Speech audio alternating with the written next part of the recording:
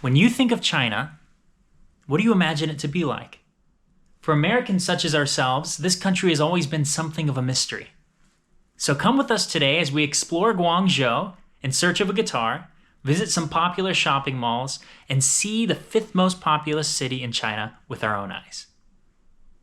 Before we go, let me show you the room we've been staying in for the past few days. We have a big, comfy bed, TV, couch, a little tea and coffee area with a kettle. Then we enter our bathroom area, equipped with a sink and light-up mirror. And our toilet shower area with a heated toilet and a nice,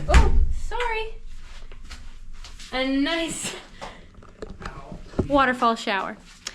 How much do you think this place cost us a night? Maybe in the US it would be $100, $150, maybe $200. Well, we are actually paying $32 a night. We got a heated toilet too. Just figured out how to use it finally. $32 a night. That ends up being cheaper than the rent we paid at our apartment in Houston. All right, let's go.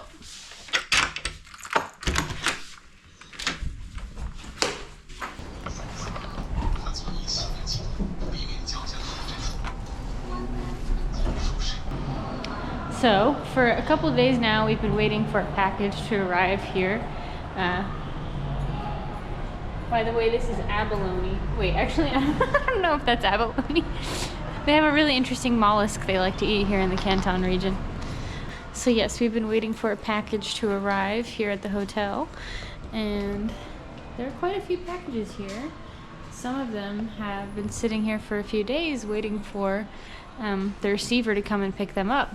In Houston, if there were packages set out in the open in such a way, they would have all been stolen by now. But some of these packages have been here for days with no one coming to pick them up and nobody stealing them. So that tells you something about the safety of China and of Guangzhou. Perfect. Let's go back upstairs and swap the SD card. It's a nice calm morning here in Guangzhou, especially compared to cities like Hong Kong. When you wake up and you walk outside, there's like a flurry of people. But here it's just pretty normal. Everyone's on their way to lunch or on their way to work, just walking around.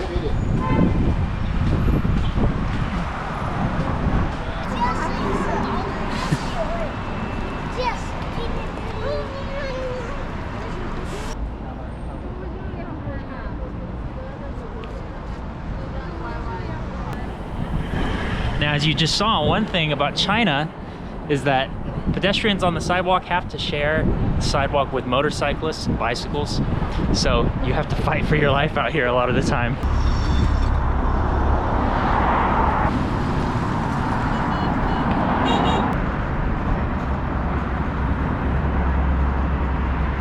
So over the past 20 years, the city has advanced majorly, along with the rest of the country. When you ask people that have visited Guangzhou sometime over the past even just 5 years ago, they'll tell you that there weren't this many buildings, this many lights, this much advanced public infrastructure as there is now. Now, even though there have been a lot of infrastructure projects, a lot of new roads built, roundabouts, it doesn't necessarily mean that the driving etiquette has kept up with the advancements. And when you take a taxi here, it feels like you're putting your life in the hands of the driver. But we've yet to get into an accident. We've yet to see an accident. Plenty of close calls, but so far so good. Loosening up the hips.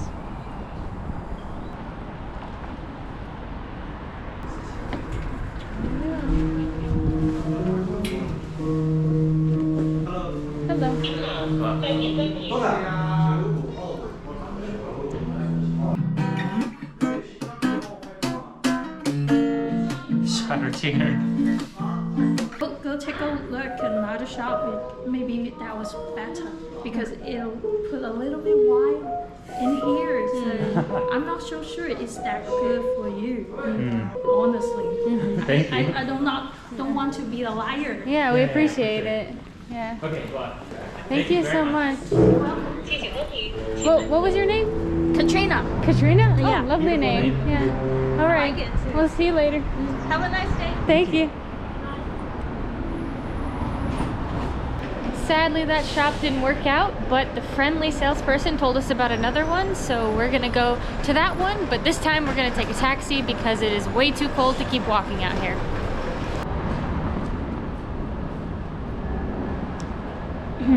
So now we're waiting for our taxi. You can order it off of your phone. It's pretty easy. China seems to be pretty streamlined in many things like that. Don't be dumb when you first come to China like we were and just hop into any old taxi because they will rip you off. And we got scammed. If they see that you're a foreigner, they'll rip you off. Yeah, white tax. It was only $10 though, so not that bad.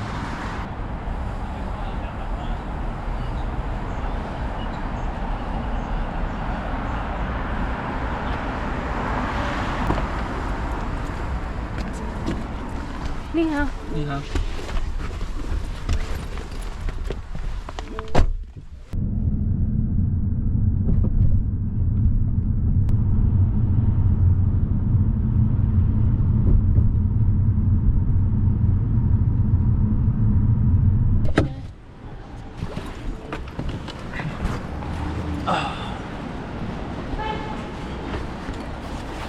Here we are.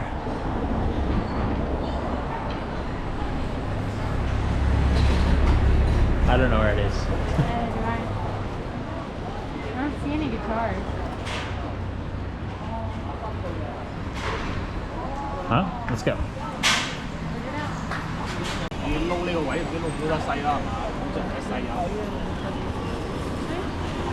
This way. Now, scattered throughout the entire country, no matter what city you're in, you always run into these little mom and pop stores. They could be selling anything. They could be selling electronics, maybe a noodle shop, maybe alcohol, anything. They're so close to town too. Yankas. My cat is Rockstar and I'm a manager.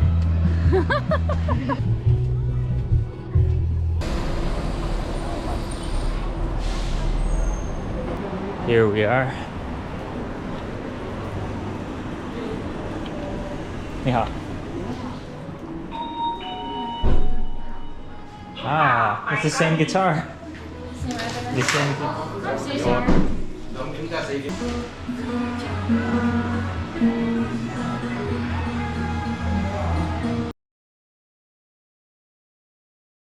Is it just a design or is it a scratch? It's like Imperfections. something imperfections in the wood. Usually they quality control out those things.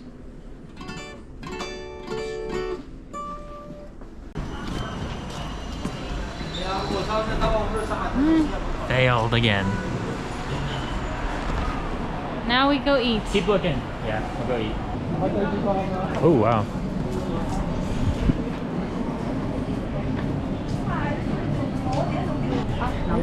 Process of ordering food in China. Red bean, Bean it's paste? Red bean paste, yeah. I need to put it back. Grab the other one. 4蚊、4蚊、10蚊、18蚊。请出示付款码。 Okay.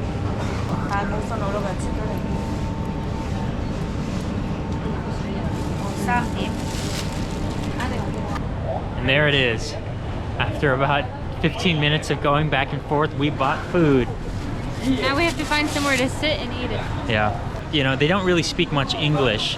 And of course, you can't expect them. We're in a different country, obviously. But, you know, as an American, you're sort of used to most people speaking English across the world. But I would say the vast majority of people that we've met in China speak zero English. Not even hello, goodbye. Occasionally, the younger people, when you walk into some of the stores, like the guitar store earlier, we found someone who speaks pretty good English. Not that way. It's gross.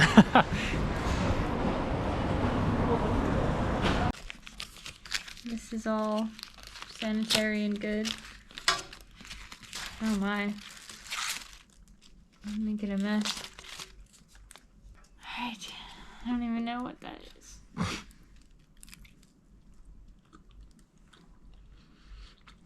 Mm-hmm. How is it? It's okay. if you eat it.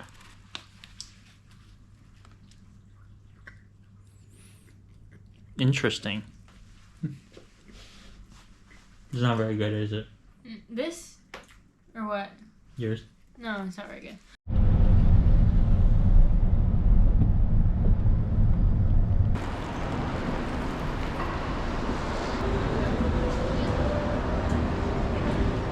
We got Chanel, we got Hermes, we got Armani, Louis Vuitton, Dior, whatever you're looking for. What the heck?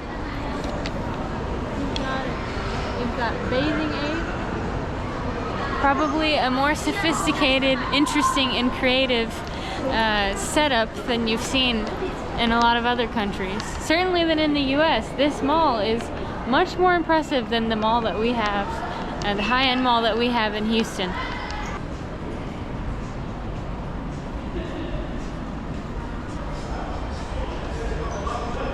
Never been in a Balenciaga before. How are you going to come in? Sorry, you can't take. No filming. Because it's a different market here in China, you have a different style. And personally, I found a lot of the clothes to be more appealing. It's a lot more feminine styles, a lot more modest, a lot more color, and I really enjoyed it. Hello. Hi.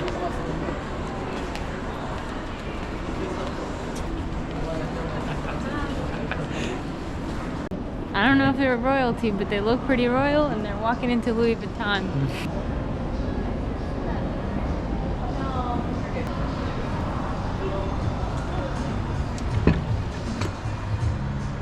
What the? We're on a roof that has just transformed into a park.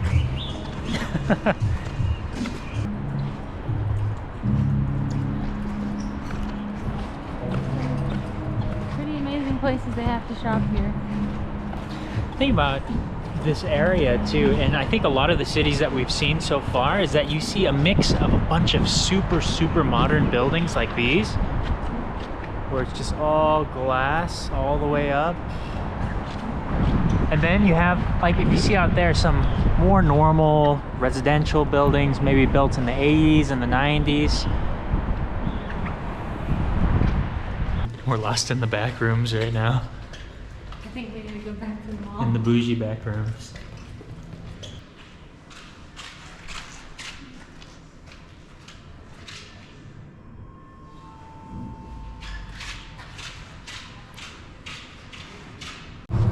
We've stumbled into the forbidden area of the mall. No, I actually think that we should get out of here. You think we're not No, allowed? I think this is where the workers go. No.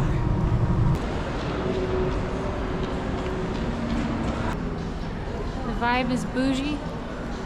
The mall is immaculate, sparkling clean.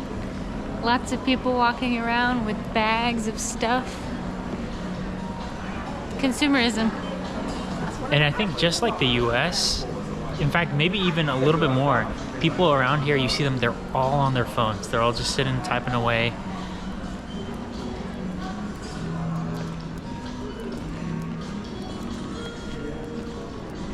Look at this cool guy. The only white boy in China. Other than this white girl. We're gonna head out of this mall and we'll take a look at another popular mall in town called Park Central. But before we embark on our journey, a nice warm bowl of pho.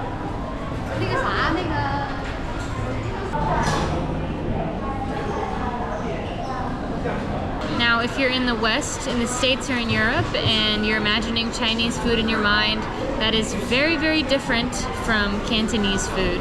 The flavors here are very subtle. It's not spicy. A lot of the food tastes sweet. Even the food that you would imagine would be savory. We're not accustomed to it, so it's been maybe a little bit of a challenge for us to be eating that kind of food for so often. So, like I said, we're taking a break from it. We're gonna enjoy a couple bowls of pho, which we would often eat back home. Cheers.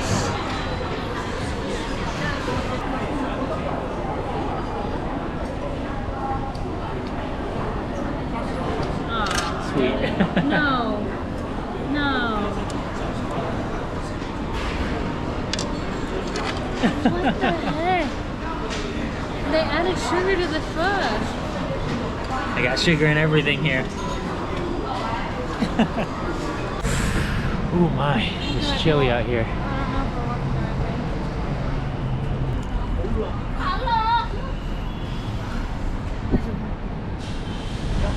I think this way. You see, the country is in a very sort of interesting position right now.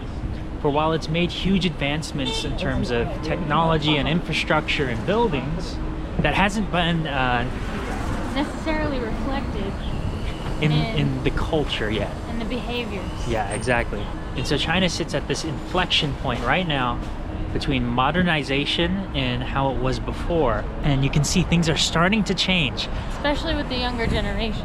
Yeah, especially because the older generations, here, right here. The older generations have a lot of practices that we in the West would consider uncivilized, right? Like they'll spit on the ground, things blow like their noses in the street. Yes, we've seen that. Coughing without covering your face, squatting in random places, just, you know, general things that we would consider as bad manners. But you don't really see that with the younger generation. And in fact, the younger generation seems to put a big emphasis on appearance. Most people are very well dressed here.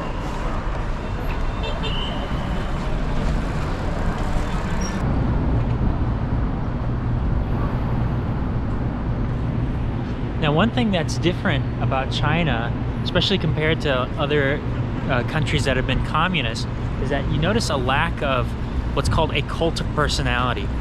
If you lived in the Soviet Union or even China perhaps 20, 30 years ago, you would notice pictures of the country's leaders everywhere. Pictures of Mao, pictures of Stalin perhaps. In Russia, it was the same exact thing. You don't really see that here. Go up there.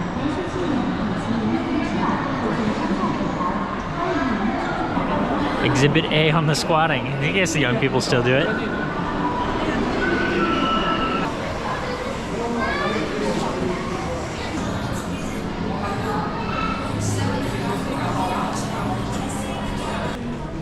What's that?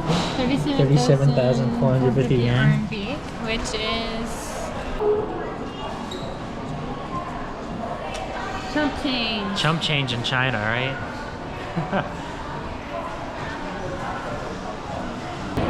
And while in one mall, we walked into another mall. Wow. How far down does it go? Not that far. We're just like on the fourth floor. They straight up got an aquarium in the mall. And none of this is to say that, you know, China is a perfect country by any means, but rather, like any country, it has its better parts, it has its worst parts. But I think most importantly that people live normal lives here like we live in the US. You know, we have supermarkets, we have malls, we have nice cars. They've got all that here too. And more, maybe.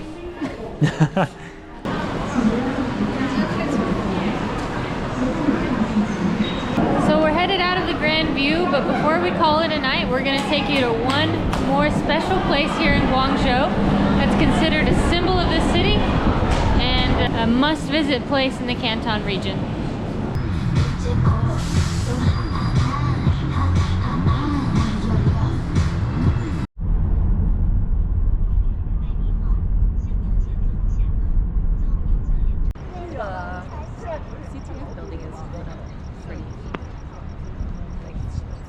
And so we come to the end of our day here in Guangzhou. We bid you good night from the wonderful and very big Canton Tower in southern China. We're here a couple more days in Guangzhou, so hopefully I can find a guitar then. After that, we're up inland China and we're going to northern China in Beijing and Harbin, and then Korea and Russia. That's right. Come along with us as we travel the world. We'll see you in the next one. Until then, Good night. Good night.